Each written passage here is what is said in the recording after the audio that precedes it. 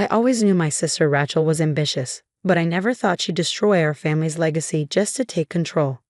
The signs were there, looking back, the subtle undermining, the manipulated reports, the carefully orchestrated mistakes that always seemed to happen under my supervision. But by the time I understood what was really happening, she'd already convinced everyone that I was the problem. My name is Catherine Chen, and this is how I discovered my own sister had spent 2 years systematically framing me for corporate fraud. WAN Technologies had been our family's company for 3 generations. Grandfather started it in his garage, building custom computer components when Silicon Valley was still mostly orchards. By the time Dad retired last year, we were a billion-dollar technology manufacturer with factories across Asia and clients worldwide. "You girls will run this together," Dad had said at his retirement party, beaming at Rachel and me. Catherine's technical expertise and Rachel's business acumen. The perfect combination. If only he'd known what that combination would really mean. I should have noticed something was wrong when Rachel insisted on restructuring the financial reporting system 3 months after Dad left. "It's more efficient," she'd explained, her MBA jargon flowing smoothly. "Better transparency, clearer accountability." What she didn't mention was how the new system would make it incredibly easy to manipulate data and hide transactions. I was too busy managing our production lines and development teams to see the trap being laid. The first incident happened 6 months ago. A major shipment to our biggest client was delayed, costing us millions in penalties. The paperwork showed I had personally signed off on a last-minute routing change that caused the delay. "These things happen," Rachel had said soothingly at the board meeting. "But we need to implement better oversight." I knew I hadn't signed up for them, but there was my signature, clear as day. When I tried to investigate, the original documentation had mysteriously disappeared. More problems followed. Quality control issues that traced back to processes I supposedly approved. Investment decisions that looked increasingly reckless when viewed in isolation. Each incident carefully crafted to make me appear incompetent while strengthening Rachel's position. "I'm worried about you, Kat," she'd say in front of others, her concern perfectly performed. "Maybe the stress is getting to you." But I wasn't cracking under pressure. I was finally beginning to understand the elaborate game being played. The breakthrough came from an unexpected source. Linda from accounting, who'd worked with us since Dad's early days, slipped a USB drive onto my desk one evening. "Be careful who you trust," she whispered before hurrying away, "and check the digital signatures on those routing manifests." That night, analyzing the files Linda had provided, I discovered the truth. Rachel hadn't just been undermining me, she created an entire shadow operation within the company. Fake vendors, inflated contracts, mysterious consulting fees, millions siphoned away while making it appear that my departments were hemorrhaging money. The digital signatures on key documents had been copied from old files, inserted so carefully that only deep forensic analysis could reveal the manipulation. Every mistake I'd supposedly made had been manufactured, building a pattern that Rachel would use to push me out. But why? Our company was successful enough for both of us. Then I found the emails. Rachel's correspondence with NovaCorp, our largest competitor. They wanted our Asian manufacturing facilities and our client relationships. Rachel would help them acquire WAN Technologies at a bargain price, after which she'd be rewarded with a CEO position in their international division. She wasn't just trying to take control, she was planning to sell our entire family legacy to our biggest rival. I took the evidence to Thomas Wong, our cousin and head of legal affairs. His face grew increasingly grim as he reviewed the files. "This is serious, Kat," he said finally. "Securities fraud, wire fraud, falsifying corporate records, but we need more. Right now, it's your word against hers. And she spent 2 years building her case against you." "Then we'll get more," I replied, thinking of the patterns I'd discovered. "She's gotten careless lately, convinced that no one's watching closely enough." Thomas nodded slowly. "The SEC has already opened a preliminary inquiry based on some suspicious transactions. If we can prove what you found." "How long to build a solid case?" 2 weeks, maybe 3. "But Kat," he hesitated, "she's calling for an emergency shareholder meeting next Tuesday. Word is she's planning to force a vote on your removal." I smiled grimly. Perfect. Let her think everything's going according to plan. The next week was a blur of careful preparation. While Rachel held confident meetings with board members, laying the groundwork for my ouster, I worked with Thomas and a small team of trusted employees to document everything. Linda proved invaluable, helping us trace the money trails through the labyrinth of shell companies Rachel had created. Every transaction, every forgery, every manipulated report, it all painted a picture of systematic fraud designed to destroy my reputation while enriching my sister. The hardest part was maintaining the pretense of ignorance. Each morning I arrived at work, nodding politely to people who'd already decided I was incompetent at best, criminal at worst. Rachel's subtle campaign had worked brilliantly. Even longtime employees avoided eye contact. "Just keep your head down," Thomas advised. "Let her think she's won. The SEC investigator is ready to move as soon as we give the signal." The night before the shareholder meeting, I sat alone in my office, looking at old family photos.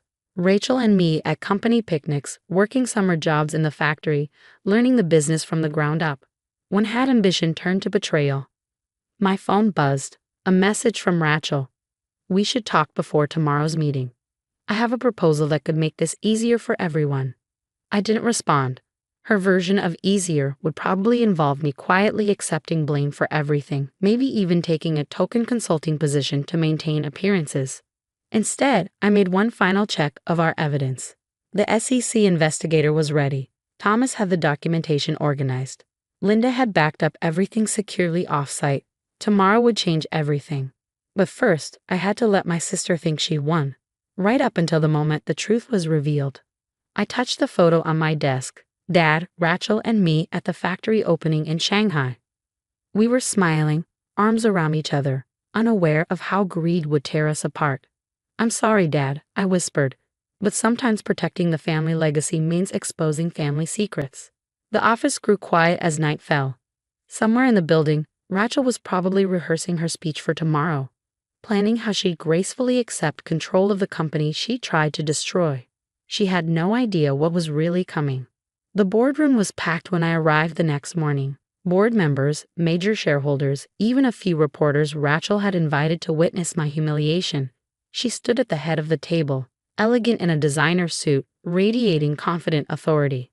"Catherine," she nodded coolly as I took my seat. "I trust you've considered my offer." "I have," I replied quietly. She smiled, probably mistaking my calm for resignation. The meeting began with Rachel's carefully crafted presentation. Slides showing declining performance in my divisions. Charts highlighting questionable decisions. Each point building toward the inevitable conclusion that I was unfit to lead. "It pains me to do this," Rachel said, her voice carrying just the right note of regret. "But as CEO, I have a responsibility to our shareholders, our employees, and our family's legacy." I watched the board members nodding along, completely convinced by her performance. 2 years of manipulation had done its work. They saw exactly what she wanted them to see. Therefore, she continued, "I move for an immediate vote on Catherine Chen's removal from all operational positions within Wong Technologies and a transfer of her voting shares to executive management." The room was silent, waiting for my response. Rachel gave me an almost pitying look. "Would you like to say anything before we proceed with the vote?" I stood slowly, adjusting my jacket. "Actually, yes. I'd like to introduce someone." I walked to the boardroom door and opened it. "Please welcome Special Agent Sarah Martinez from the Securities and Exchange Commission." Rachel's composure cracked for just a moment as Agent Martinez entered, carrying a thick folder of documents. Behind her came Thomas and Linda, both carrying additional files. "What is this?" Rachel demanded, but there was a tremor in her voice. "This," Agent Martinez announced, "is the result of a 6-month investigation into securities fraud, wire fraud, and corporate malfeasance at Wong Technologies." She began distributing documents to the stunned board members. "These allegations are ridiculous." Rachel tried to interrupt, but her voice faltered as she saw what was being handed out. "Page 3, I said calmly. "The routing manifests that supposedly bear my signature. The SEC's forensic team found some interesting irregularities in the digital signatures." The board members flipped pages frantically as I continued. Page 12 shows the money trail through shell companies established under various aliases. Page 21 contains emails between Rachel Chen and executives at Nova Corp, discussing the planned sale of Wong Technologies' Asian operations. Rachel's face had gone pale. This is a desperate attempt to what?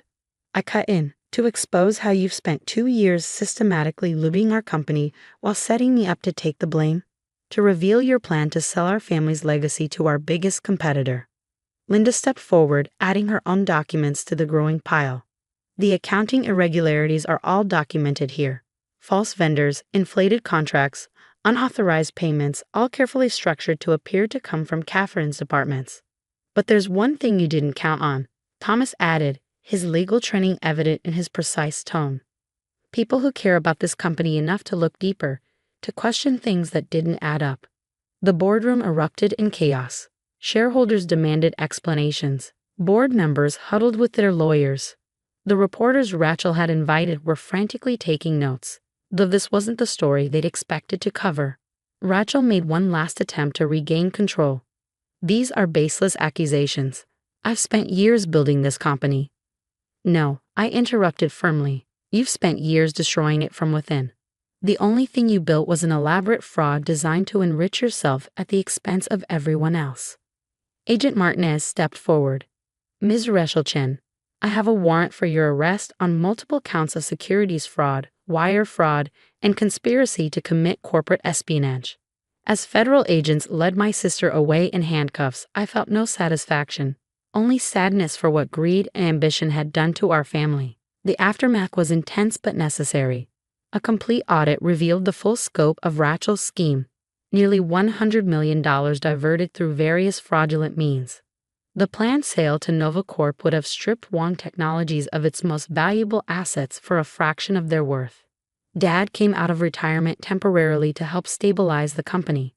The look of pain on his face when he finally understood what Rachel had done would haunt me for years. I should have seen it, he said one evening as we worked late, rebuilding trust with clients and employees. All those changes she pushed through after I left. She fooled everyone. I replied gently. She counted on our trust, used it against us. The recovery took months. We had to restructure departments, implement new financial controls, rebuild relationships damaged by Rachel's actions. But slowly, steadily, Wong Technologies began to heal. 6 months after Rachel's arrest, I stood in our Shanghai factory, watching the production lines she tried to sell off. The rhythmic movement of the machines seemed to echo the heartbeat of our company, steady, reliable, honest. Linda joined me on the observation deck. The new oversight systems are working perfectly, she reported. Every transaction traceable, every signature verifiable. No more shadows to hide in. I nodded, thinking of the lessons we'd learned. Trust is precious in family businesses, but it needs to be balanced with accountability. Rachel's betrayal had taught us that the hard way. The legal proceedings were still ongoing, but the evidence was overwhelming. Rachel had traded our family's legacy for personal gain, destroying relationships that had taken generations to build. Yet from those ashes, something stronger was emerging. Wong Technologies' new governance structure included robust checks and balances. Transparency wasn't just a buzzword anymore. It was built into every process, every decision. 1 year after the shareholder meeting that changed everything, we gathered for a different kind of meeting. Employee ownership shares were being distributed, making everyone invested in the company's success. The culture of secrecy that Rachel had cultivated was replaced with open communication and shared responsibility. Dad attended, looking both proud and wistful.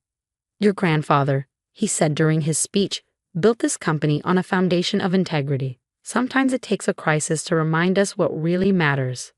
I kept Rachel's old nameplate from the boardroom, not as a trophy but as a reminder. Success built on deception never lasts. True leadership isn't about control or power. It's about building something that helps everyone grow stronger together. The company flourished under the new structure. Our innovation teams, free from the cloud of suspicion Rachel had created, developed breakthrough technologies. Employee morale soared. Even our stock price reached new highs as the market recognized our renewed strength. Sometimes late at night, I still look at those old family photos and wonder how things might have been different. If Rachel had channeled her ambition into building rather than destroying, what might we have achieved together? But the past can't be changed. What matters is the future we build from its lessons. Wong Technology survived not just because we exposed the fraud, but because we used that crisis to become better, stronger, more transparent. That's the real legacy now, not just a successful company, but a testament to the power of truth over deception, of collaboration over control, of building something that lasts. And somewhere, I know grandfather is smiling about that.